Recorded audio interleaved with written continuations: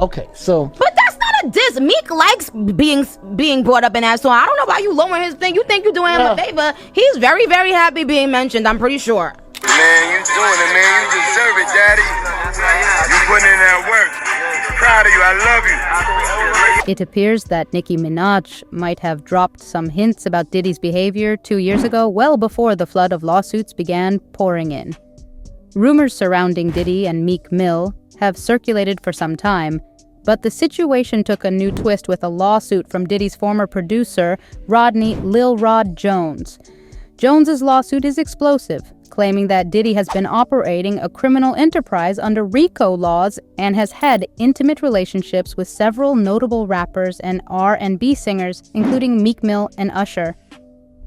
Following the lawsuit's release, Meek engaged in online arguments with bloggers and fans, though notably, he didn't outright refute the allegations made in the lawsuit. In the midst of all this, a video of Nicki Minaj has emerged, suggesting that she may have implied Meek's alleged involvement in undisclosed activities. Additionally, Nicki had previously hinted at Meek's aggressive behavior towards her, sparking comparisons between her situation and Cassie's. However, the question arises, to what extent was Nicki aware of Diddy's rumored connection with Meek?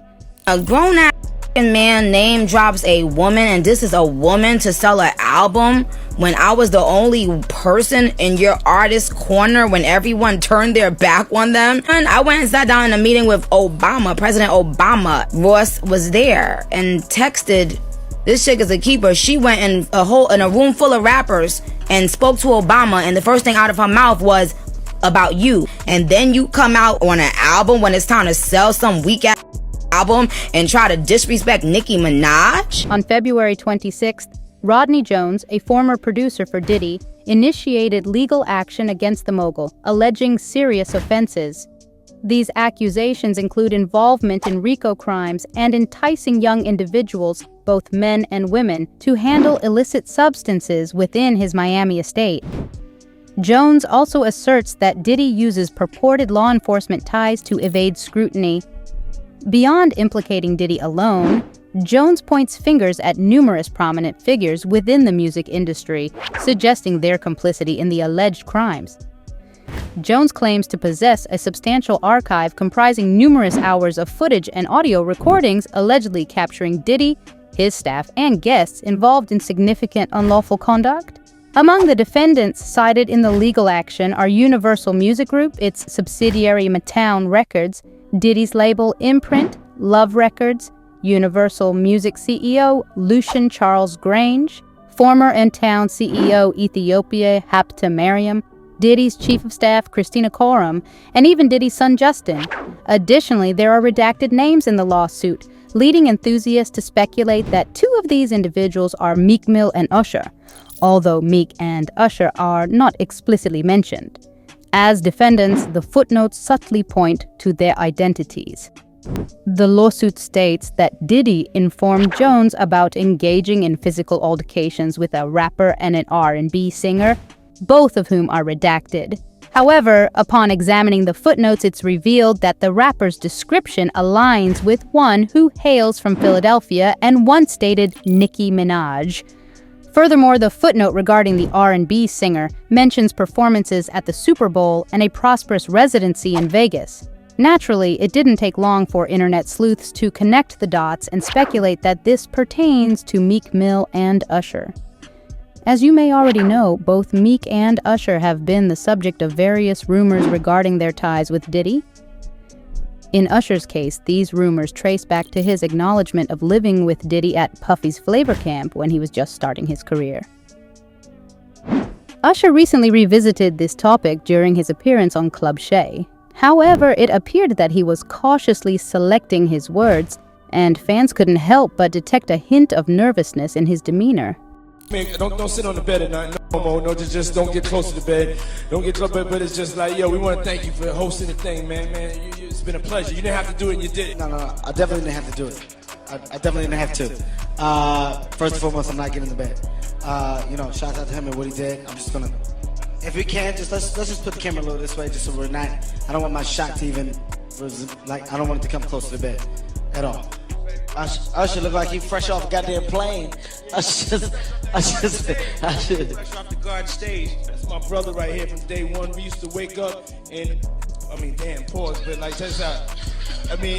Back in the days when he was like 10 and I was a little bit older, his older brother, we used to fight over the old. It's interesting how Usher initially expressed concerns about his sons attending Puffy's flavor camp during an interview with Howard Stern, yet later described it as one of the most memorable experiences while speaking with Shannon Sharpe.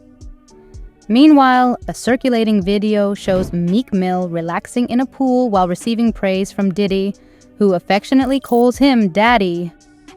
The resurfacing of a photo showing Meek and Diddy in identical attire has fueled further speculation. It's important to clarify that the concern isn't about Diddy and Meek's personal preferences, but rather focuses on the allegations outlined in Rodney Jones's lawsuit.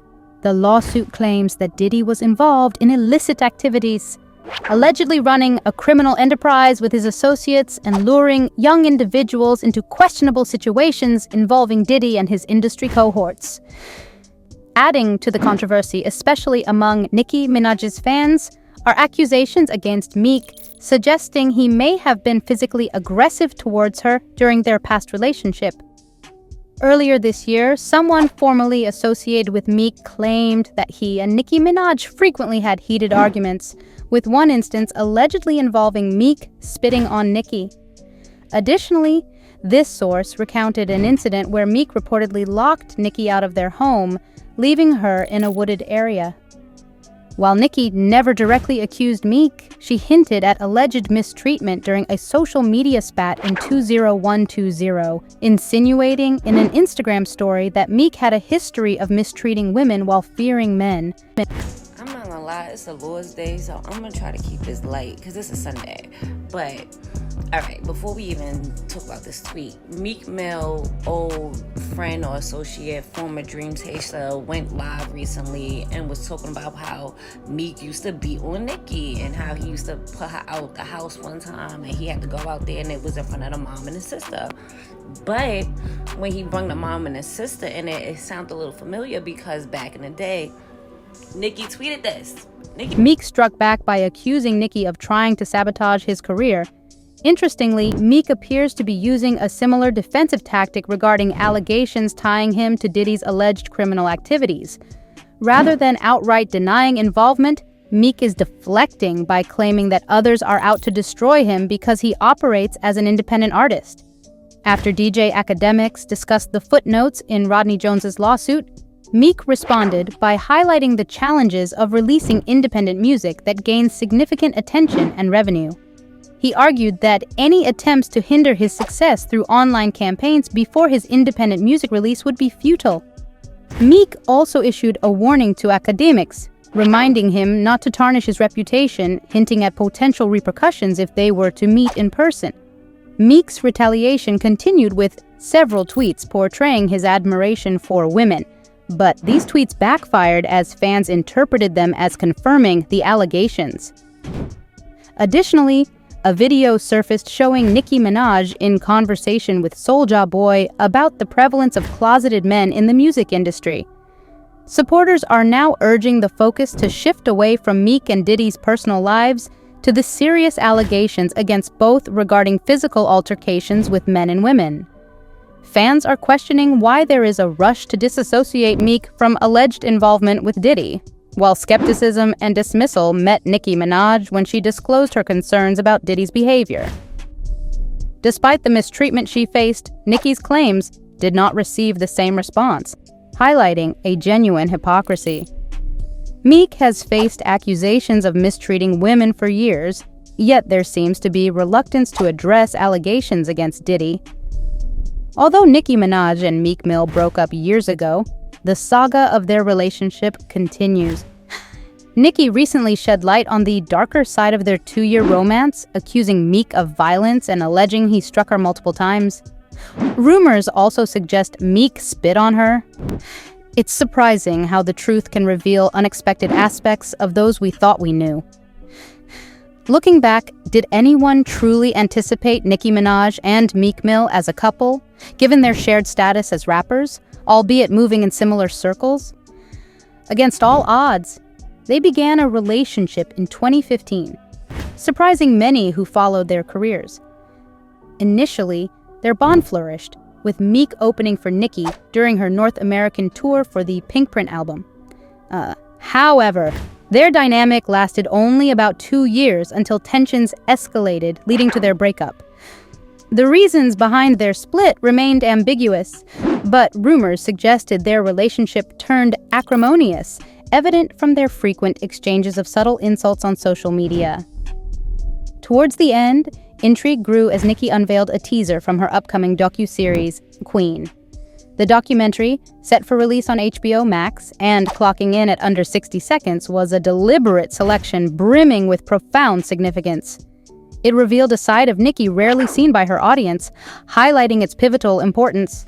Her emotions surged as she broached the topic, revealing its inherent difficulty for her.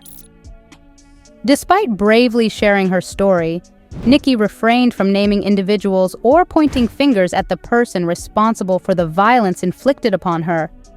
Not a single clue about the timeline of events or any indication of the perpetrator's identity was offered, leaving listeners with no means to identify the individual in question. And I just want to know, like, how we missed this. Like, why did we not believe her? And as much as we like to joke and say Nicki is on drugs and a rant and she's a mean girl, because I'm one of the main people who say that, sis done been through some shit. She done been through some shit and she got some rights.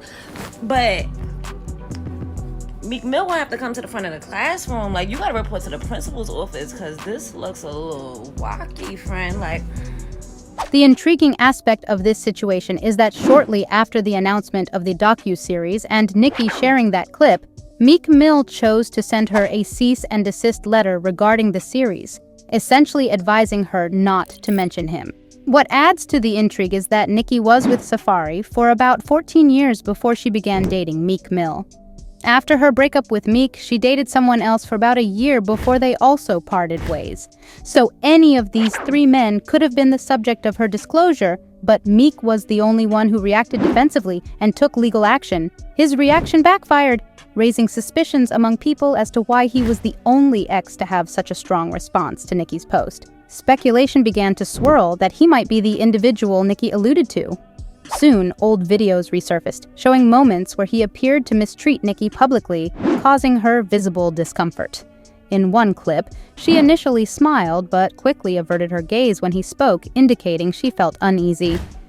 These instances fueled further speculation that he could have been the one responsible for violence against Nicki. Moreover, his consistent disparaging remarks about Nicki, such as releasing a diss track when she got engaged to Kenneth Petty, added weight to these suspicions. In a bizarre turn of events, 2020 marked the climax of the unfolding saga involving Nicki and Kenneth. While browsing in a store, they unexpectedly crossed paths with him, leading to a fiery confrontation that escalated to the point where security had to intervene and escort him out. We picked the right back up, didn't we, you and I? With these people outside, we good. You don't know there's 100 people outside. I'm talking. That's my five. That's my five.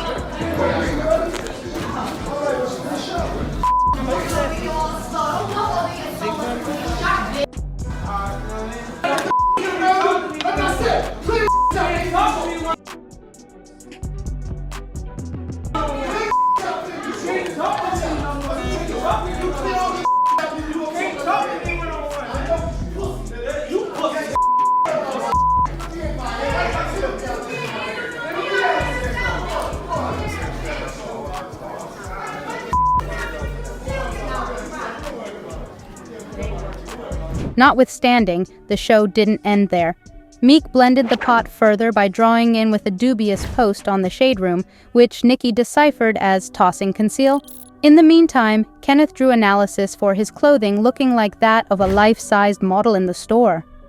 Tired of staying quiet, Nicki took to Twitter to openly lambast Meek, blaming him for relentlessly focusing on her accomplice and showing an obsession with her. She scolded him for his internet-based conduct, declaring that the time had come to continue on from the continuous fight. Nicki said, "I realize your lady humiliated you in that store where you got voila," and she likewise concealed him on her Instagram story, saying, You're a jokester. You do it for likes. Twitter fingers beat ladies frightened of men. When she said this, she was fundamentally blaming him for taking care of business who had beaten her when they were together. However, at that point, Meek Mill terminated back at her. He said, "The main way you could attempt to end my vocation is to say I beat ladies. Discuss your sibling indicted and you being new and paid for his attorney. Your younger sibling contacted that young lady as well, you know." He added further, "We know that at whatever point anyone contends with Nicki, they continuously raise her sibling and spouse. And there's certain convictions. It's consistently the objective to applaud back against her. Along these lines, it's not shocking that I went there. However, you said you were ready to crash your man since you were losing. Presently, everyone in the business realizes you are a terrible individual. You realized your sibling was no young lady. That is the reason I moved away from you." Yet, Nicki was not going down easily, and she hit back, saying, "You beat your own sister and taped it, spit on her and taped it, kicked me before your mom and sent her to the clinic." And that was the way Nicki at last affirmed that Meek Mill was without a doubt the sweetheart who was thumping on her. Meek then terminated back, "You're all expressing encompassed by troublemakers talking. What? Quit playing. You picked an extraordinary opportunity to say I at any point put my hands on you. You're loaded with disdain and the entire business realizes you're brimming with disdain and you're terrible at getting low, so you need to obliterate me." This present circumstance is a tumultuous one, igniting extraordinary responses across the web. It's few out of every odd day that two rappers end up entrapped in such a wreck, particularly when one of them is uncovered for brutal way of behaving. Tragically, it's a natural story where ladies standing in opposition to unfortunate behavior frequently face doubt and examination. Meek continued to say, "I can't really accept that you all industry individuals let these people endure this long in the game, knowing they're genuinely terrible individuals and have a frightful impact. Everyone truly knows what's happening. I'm strong and I'm never found to talk. For explanation, I don't hit ladies and I won't allow my meetings to be loaded up with inquiries concerning what is happening connected with her when I emerge to do press for my new collection. No fallen angel stunts. My young lady is with me, pregnant. Watching me tweet about my ex is extremely clownish. I will leave this." Doubt is very much normal, especially when casualties don't approach right away.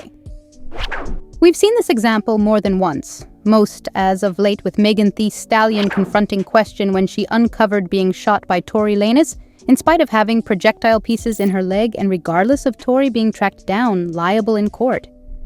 Individuals kept on blaming Megan for lying. It's sadly normal for ladies to confront doubt. There were remarks similar to one from Nicki, suggesting that Megan could never have stood by so lengthy to stand up assuming that jobs were switched. A few even recommended that Megan's allegations were created. In the interim, Meek Mill said, "To the girl whenever I find one again and shit like that, you gotta understand me though. And I gotta understand you. This shit ain't about no love language." So what they gotta understand? Who I am, how to protect me, how I think, how I move. Same way I want to understand. These sorts of reactions feature the difficulties ladies frequently experience in being accepted.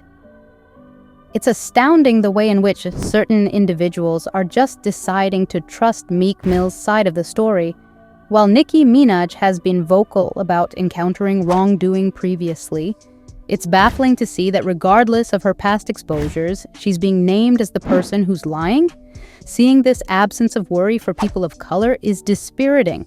The entire circumstance is a turbulent wreck, yet essentially, Nicki is defending her reality.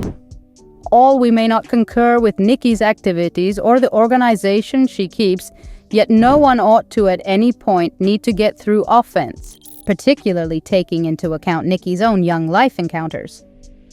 It's a help to know that she's in a superior spot now and is pushing ahead from that chaotic circumstance with Meek. The unfurling adventure encompassing Nicki Minaj, Meek Mill, and Diddy divulges a complicated embroidery of supposed wrongdoing, interweaved individual connections, and dubious fights in court. The allegations held up against Diddy and the conjectured associations with Meek Mill uncover serious worries in regards to the trustworthiness and moral lead inside the music business. While the claims and public debates uncover possibly more profound issues of criminal way of behaving and abuse, they likewise feature the difficulties looked by people endeavoring to explore and stand up inside an exceptionally examined public space. Nicki Minaj's previous hints and ongoing disclosures concerning her relationship with Meek Mill add one more layer to the account, highlighting the industrious issues of aggressive behavior at home and the troubles casualties face while approaching.